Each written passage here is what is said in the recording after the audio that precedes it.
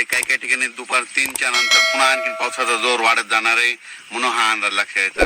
खास करून तुम्हाला एक सांगू इच्छितो की सोलापूर जिल्हा, बीड जिल्हा, लातूर जिल्हा, धाराशिव जिल्हा, सांगली जिल्हा, त्याच्यानंतर सांगलीमध्ये आटपाडी, पंढरपूर, सांगोला त्या परिसरामध्ये काय झालं, पाऊस कमी होता. पण ह्या जिल्ह्यातले सर्व शेतकरी सांगू इच्छितो तुम्ही घाबरू नका. आणखीन जवळपास 4-5 दिवस 25 तारखेपर्यंत म्हणजे यात्रेपर्यंत, पंढरपूरच्या यात्रेपर्यंत चांगला जोराचा पाऊस पडणार आहे. म्हणून धाराशिव जिल्हा, लातूर जिल्हा, बीड जिल्हा, त्याच्यानंतर सोलापूर जिल्हा, सांगली जिल्हा, त्याच्यानंतर आटपाडी, सांगोला त्या परिसरातले शेतकऱ्यांना अंदाज लक्ष द्यायचा.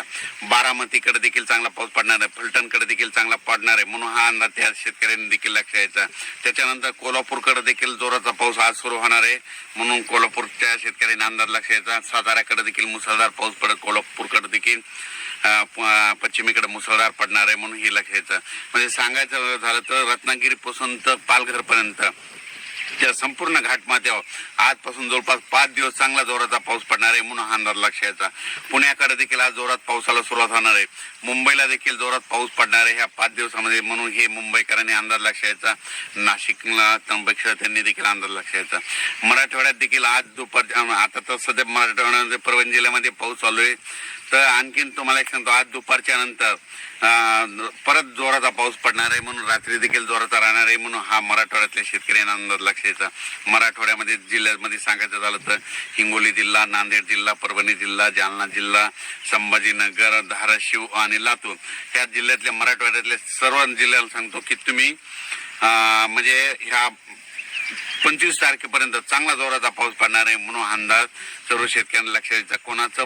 कोणताच गाव आणि कोणता भाग वंचित राहणार नाही. दररोज पाऊस पडणार आहे, फक्त वेगवेगळा भाग कव्हर करीत राहणार नाही म्हणून हा अंदाज मराठवाड्यातल्या शेतकऱ्यांना लक्ष द्यायचा.